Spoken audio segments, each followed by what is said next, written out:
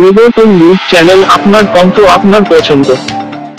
নমস্কার, পরিবর্তন news channel আপনার স্বাগত আছে। নতুন আপডেট জন্য চ্যানেলকে লাইক, সাবস্ক্রাইব, কমেন্টস করুন। আজকে আপডেট। আজ কলকাতার ক্যাব চালকরা পুলিশি হয়রানির বিরুদ্ধে চালকরা ঐক্যবদ্ধ। ন্যায়বিচার দাবি। কলকাতায় অফলাইন ডে, ড্রাইভাররা রাস্তায় নামলেন।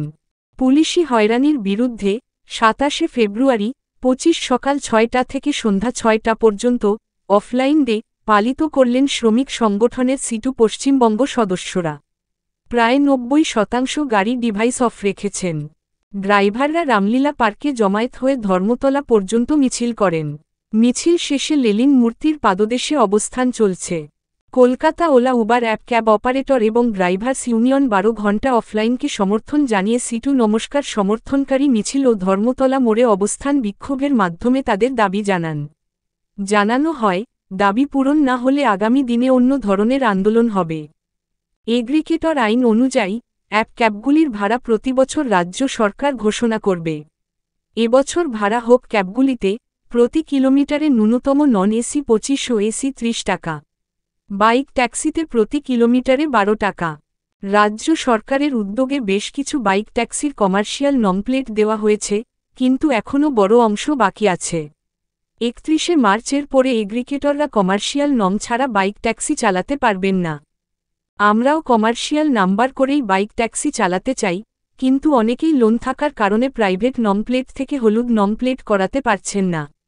প্রতি মঙ্গলবার রাজ্যের বিভিন্ন আরটিওতে গিয়ে হয়রানির শিকার হচ্ছেন। রাজ্য সরকারকে অবিলম্বে এই সমস্যার সমাধান করতে হবে। ভিএলটিডি এর কোন কার্যকারিতা আমরা দেখতে পাচ্ছি না এবং থানার সাথে ট্র্যাকিং হচ্ছে না। এরকম চললে ভিএলটিডি বন্ধ করতে হবে এবং বাৎসরিক রিচার্জের টাকার পরিমাণ কমাতে হবে।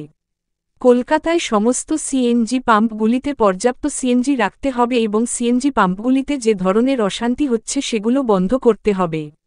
আসুন আমরা একসাথে দাঁড়াই আমাদের অধিকার রক্ষার জন্য। ধন্যবাদ আমাদের ভিডিও দেখার জন্য। আমাদের চ্যানেলটি সাবস্ক্রাইব করতে ভুলবেন না। পিএফ করতে গেলে টাকা বেড়েছে, রোড ট্যাক্স বেড়েছে, কিন্তু ভাড়া বাড়ে না। এইভাবে পরিবহন শিল্পটাকে পুরো ধ্বংসের মুখে নিয়ে যাচ্ছে রাজ্যের সরকার। আমরা বারবার বলেছি, আজকের এই আমাদের অফলাইন ডে করার আগে আমরা 10-11 ফেব্রুয়ারি প্রত্যেকটা কোম্পানিকে চিঠি দিয়েছি। আমাদের গ্রুপগুলোতে সেই চিঠির কপি আমরা দিয়েছি। তাতে আমরা বলেছিলাম যে ভাড়ার রিস্ট্রাকচারিং করা, আরো 3-4-5টা সমস্যা আছে, সেগুলো যদি না মেটে আমরা বৃহত্তর আন্দোলনে যাব। এবং 20 তারিখে আমাদের ট্রাফিক গার্ডগুলোর সাথে ট্র্যাকিং করবে না। রাজ্য সরকার কোম্পানিগুলোর ব্যবসা করতে গেলে তারা চুপ করে বসে থেকে গরিব হিন্দু মুসলমান সবাই অ্যাক্সিডেন্ট হচ্ছে, তাহলে ভিএলটিডির মাধ্যমে জানাবে তো, সেই সুবিধা দেবে না। শুধু কতগুলো কোম্পানির কাছ থেকে আসবো। আমরা কাউকে জোর করিনি, কোনো জায়গায়ও গাড়ি কেউ ধরেনি, গাড়ি বন্ধ করতে বলেনি। কিন্তু এটা ঠিক যে ম্যাক্সিমাম জায়গায় গাড়ি বন্ধ ছিল এবং 2-1টা জায়গায় 2-4 জন আমাদের ইউনিয়নেরও গাড়ি চালিয়েছে, সেটা আমরা দেখেছি।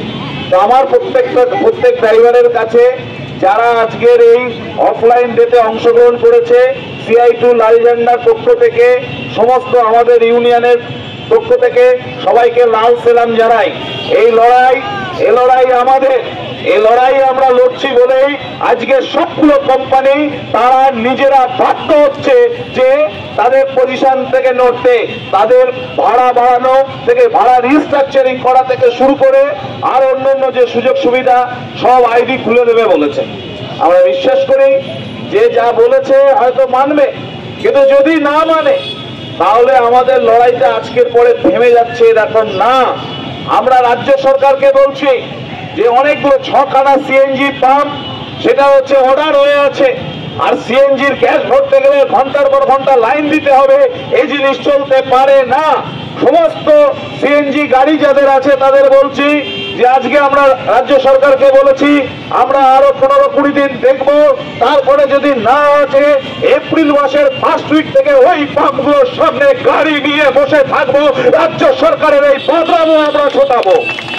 এটা কোনোদিন চলতে পারে না পাম্পের পারমিশন দিয়ে আর আপনি পাম্পগুলোতে গ্যাস পাওয়া যাবে না। আমরা যে আন্দোলনটা প্রতীকী আন্দোলন, প্রথম স্টেপ আমরা কন্টিনিউ করব। আমাদের